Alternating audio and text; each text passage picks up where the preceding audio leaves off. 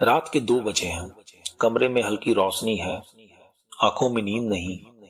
दिल में एक ही सवाल घूम रहा है, मैंने किसी का बुरा नहीं किया, फिर मेरे साथ ही ऐसा क्यों हो रहा है? आपने कभी यह सवाल खुद से पूछा ही होगा।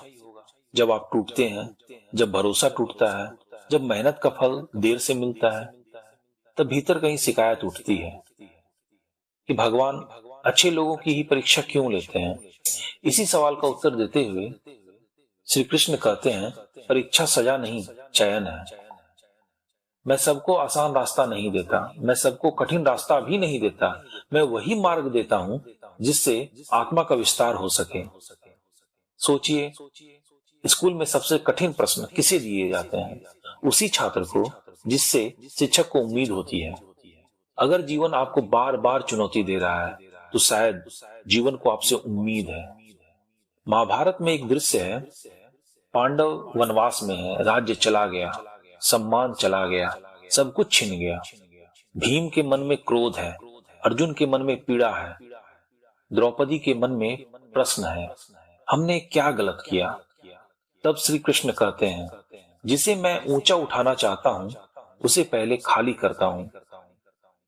अगर पांडवों को वनवास न मिलता तो वे साधारण राजा ही बनते, लेकिन कष्ट ने उन्हें इतिहास बना दिया।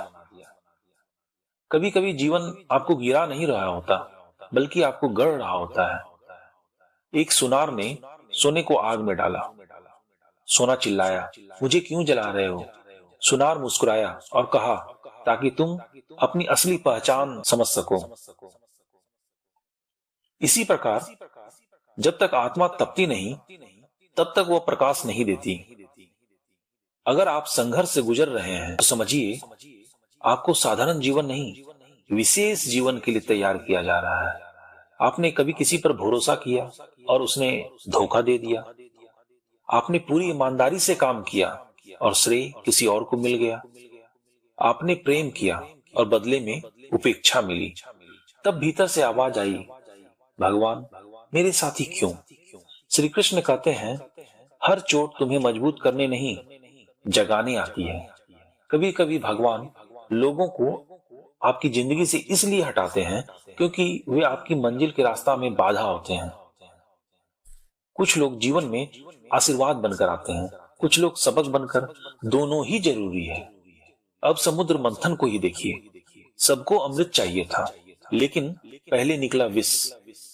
देवता पीछे हट गए, असुर भी पीछे हट गए। तब विष को किसने पिया? भगवान शिव ने। क्यों? क्योंकि सबसे कठिन जिम्मेदारी सबसे मजबूत को ही दी जाती है। इसीलिए अगर तुम्हारे जीवन में विष आया है तो समझो तुम्हारी क्षमता साधारण नहीं है।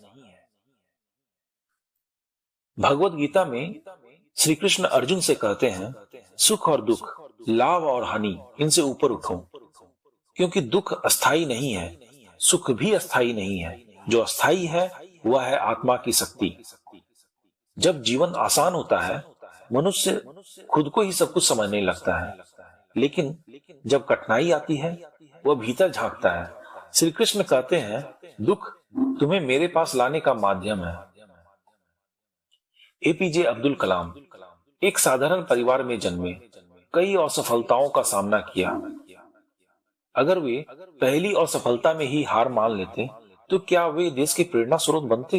नहीं। संघर्ष ने उन्हें गढ़ा। इसीलिए श्री कृष्ण कहते हैं, जो गिरकर उठता है वही उड़ना सीखता है। जीवन में एक समय ऐसा आता है जब लगता है सब खत्म हो गया, कोई रास्ता नहीं, कोई सहारा नहीं।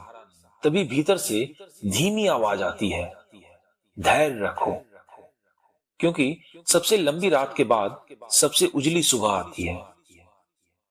रात अंधेरी इसलिए होती है ताकि सूरज की कीमत समझ में आए। भगवान अच्छे लोगों की परीक्षा इसलिए लेते हैं क्योंकि अच्छे लोग टूटकर भी बिखरते नहीं। वे गिरते हैं लेकिन उठते भी हैं, वे रोते हैं लेकिन हार नहीं मानते, वे बदला नहीं लेते, खुद को बदलते हैं। और शायद यही कारण है कि भगवान उन्हें चुनते हैं। अगर आज आप संघर्ष में हैं तो इसे दुर्भाग्य मत समझिए। श्री कृष्ण कहते हैं, जिसे मैं महान बनाना चाहता हूं उसे पहले मैं मजबूत बनाता हूं। आपका दर्द व्यर्थ नहीं है, आपकी परीक्षा अंत नहीं है, यह सिर्फ तैयारी है। याद रखिए, भगवान कठिन रास्ते उन्हीं को देते हैं जिनके कदम मंजिल तक पहुंचने की ताकत रखते हैं। अगर यह संदेश आपके दिल तक पहुंचा तो शायद यह संयोग नहीं है, शायद आज श्री कृष्ण आपको याद दिलाना चाहते थे, आप कमजोर नहीं हैं, आप चयनित हैं। और अगर आप ऐसे ही जीवन बदल देने वाले संदेश सुनना चाहते हैं तो इस यात्रा से जुड़िए और अपने जीवन को सही दिशा दीजिए।